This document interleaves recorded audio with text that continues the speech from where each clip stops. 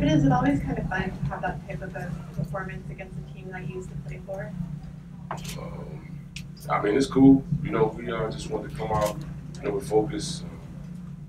We started the second quarter, we were down, so our focus was just trying to get in the game because we know how dangerous they are and how disciplined they are. So we just made the game up in the second quarter, and then I thought we had the right energy in the second half to pick up a big win.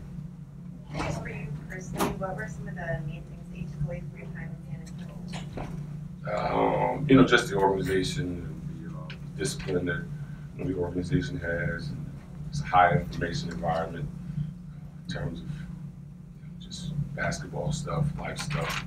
A very tight knit organization and group of people.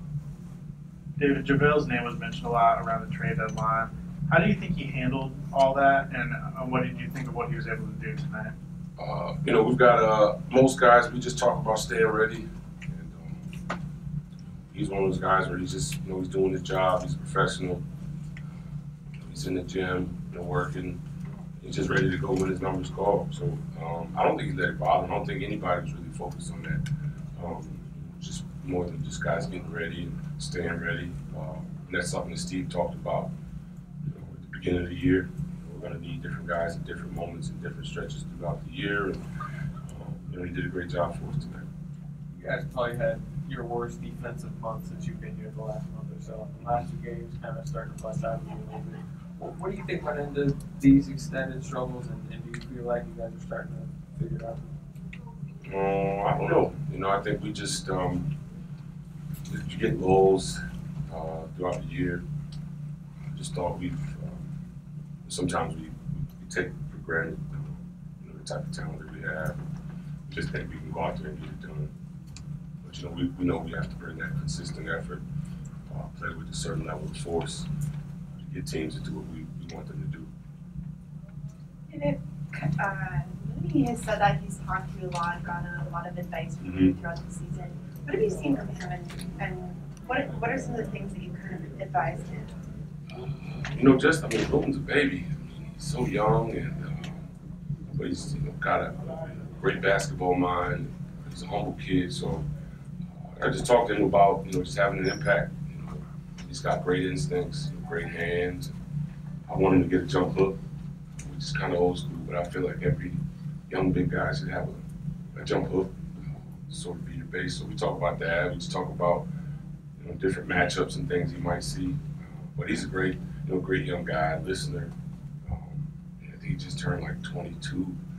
He's been in the league like 3 years already. So he's got a bright future. He's just a young guy, but he's got the right type of mind in terms of his focus, wanting to soak up all the knowledge he can. Hey, David, to your right, when you guys are preparing for the Spurs, is Kerr's respect for Popovich pretty evident, and do you also see his competitiveness come out any more than usual? I don't know. I think, obviously, playing against San Antonio, you just got to be prepared for their structure and their discipline and their system. So, we may put a little extra emphasis on that, knowing that they're not going to be one of the teams that does a lot of random stuff. And he knows how dangerous they are. So you make sure we approach, this game and really every game with the right type of attitude in terms of, knowing that there's a dangerous opponent across from us. Do you know what your field goal percentage is this year? 61%. Which is a lot higher than anywhere else in your career. Why have you been so efficient this year?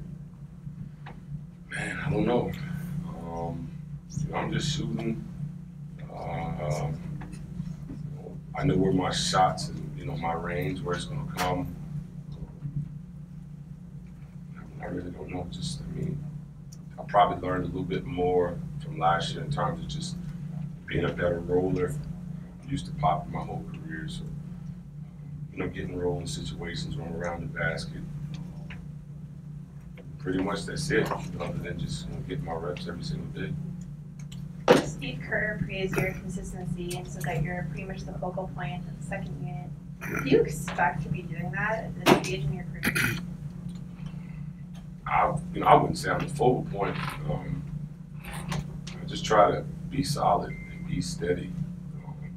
I know who I am. I'm not going to get outside of that and try to reinvent the wheel or anything. So I think that's a great starting point. But our group is the strength of this group is the group.